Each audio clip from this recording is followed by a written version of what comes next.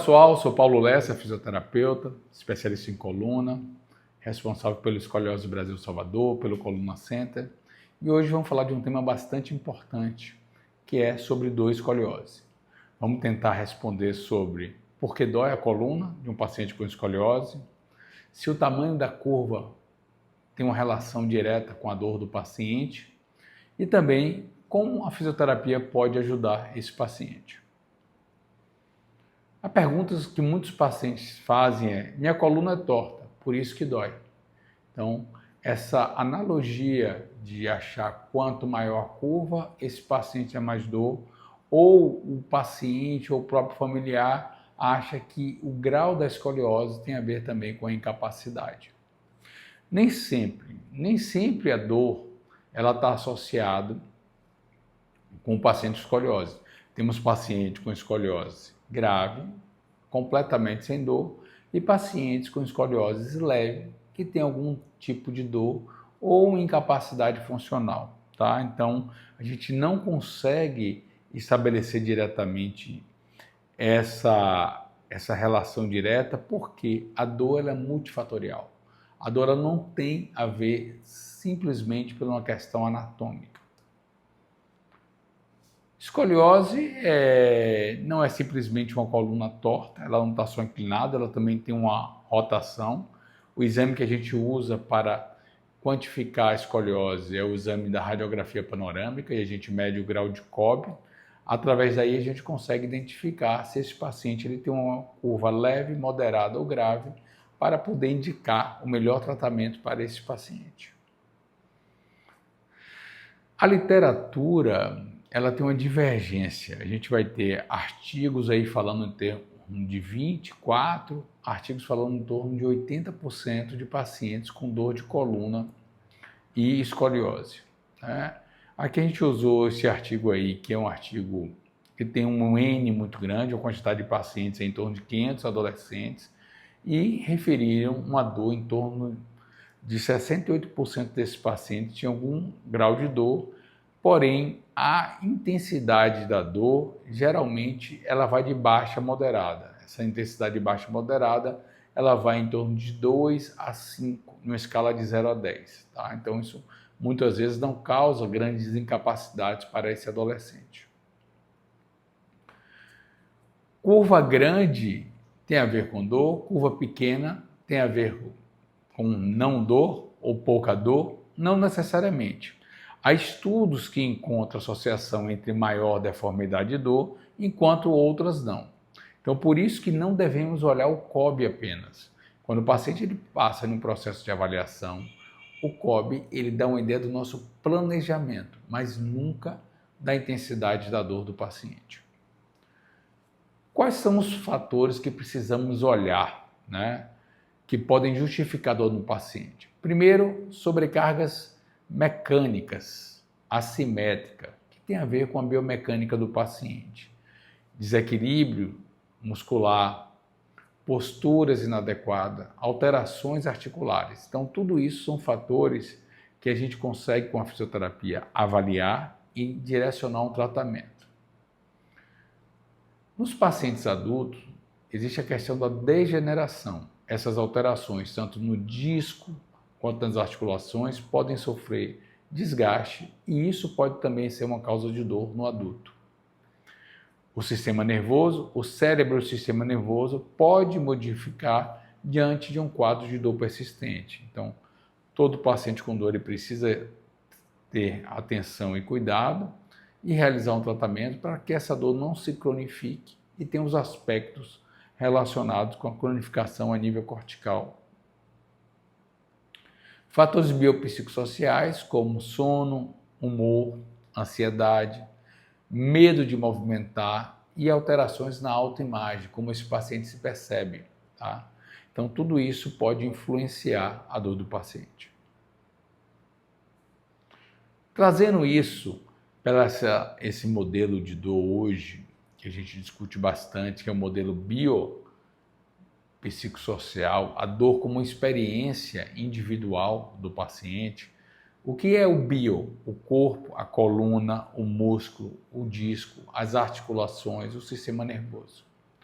O que é o psico? Ansiedade, medo, o humor do paciente, expectativas em relação à coluna, ao tratamento e à autoimagem, como ele se percebe. Social, família, escola, trabalho, atividades e participação social. Quando a gente fala que biopsicossocial, não quer dizer que é uma questão psicológica, mas os fatores emocionais também estão relacionados diretamente com a dor. Sono e saúde importam bastante, né? A insônia e a sonolência noturna estão relacionados também com a maior severidade e presença dessa dor. A depressão pode aumentar em até 3 vezes o risco de dor crônica.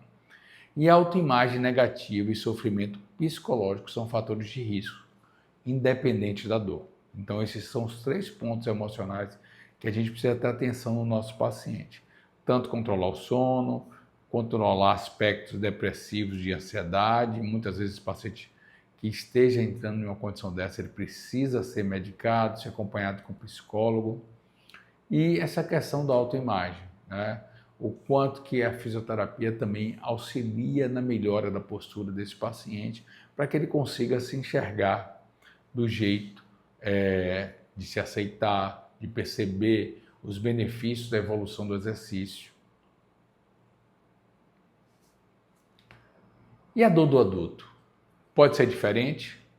Geralmente no adulto a dor é mais assimétrica, tá? Ou a literatura traz que existe mais a localização da dor no ápice da curva. A dor pode irradiar para a perna.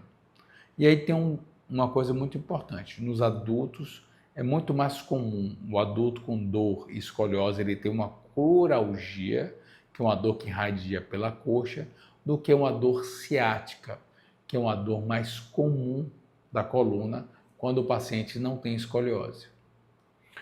Curvas lombares e tóraco-lombares tendem a ter maior associação com dor. Uma das justificativas biomecânicas é porque na coluna lombar e a tóraco-lombar a gente vai ter muito mais mobilidade. Além disso, o disco ele é um pouco maior, então acaba sofrendo maior degeneração, tendo mais mobilidade, mais carga nessa região. Nem toda dor deve ser atribuída à escoliose. Ter escoliose não significa que toda dor venha de lá, e é fundamental avaliar esse paciente e tentar entender quais são os sinais de alerta que merecem ser investigados.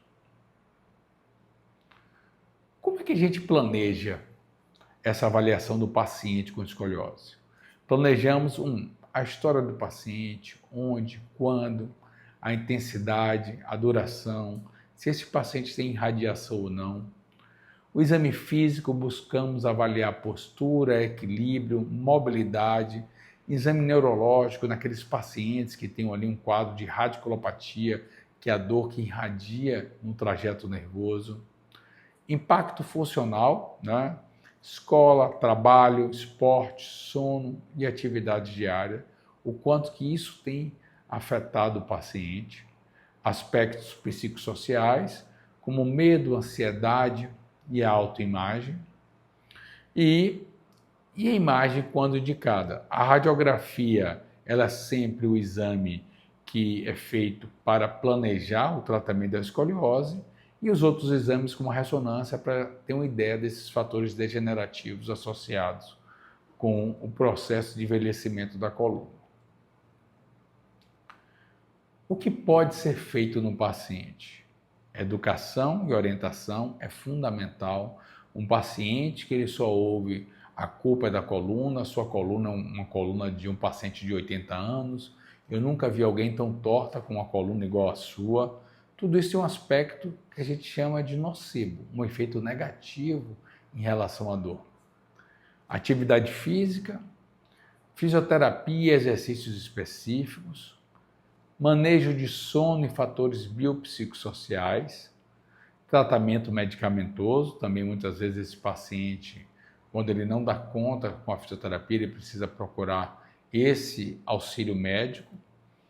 órteses em situações específicas durante o crescimento, e a gente segue o mesmo padrão da utilização do colete em relação ao paciente quando criança, e no adulto a gente tem hoje um entendimento maior do uso do colete. A literatura hoje ela suporta o uso de colete em pacientes adultos, muito mais na intenção de controlar a dor do que realmente uma correção ali da escoliose.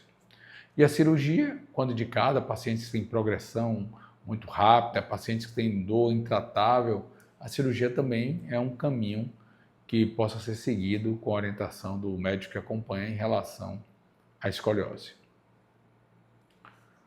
O movimento, ele é inimigo ou aliado? Na maioria dos casos, o movimento é aliado.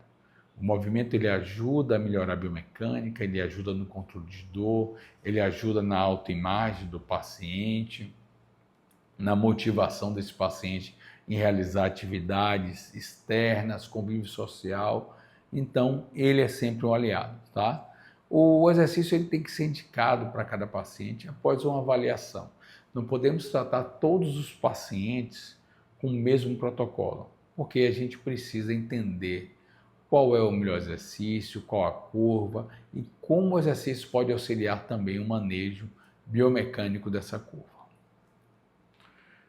Então, não tratamos apenas uma curva, nós tratamos uma pessoa. Essa pessoa que tem dor, essa pessoa que tem uma alteração funcional, essa pessoa que tem uma alteração de movimento, do sono, qualidade de vida, autoimagem e participação social. Então, todos esses quesitos da avaliação são quesitos importantes para serem analisados nos desfechos finais, após a alta do paciente, durante o acompanhamento do paciente.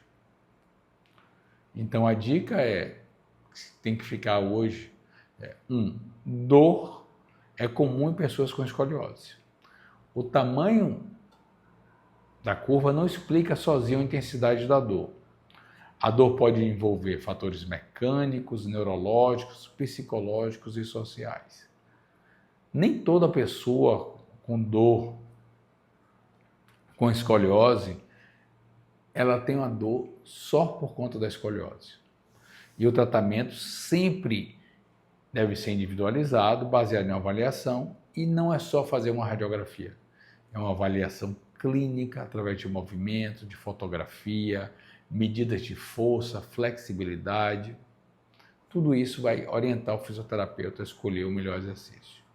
E aqui eu vou deixar algumas referências que vocês podem seguir, na qual foi feito o embasamento dessa aula. Muito obrigado, até a próxima aula.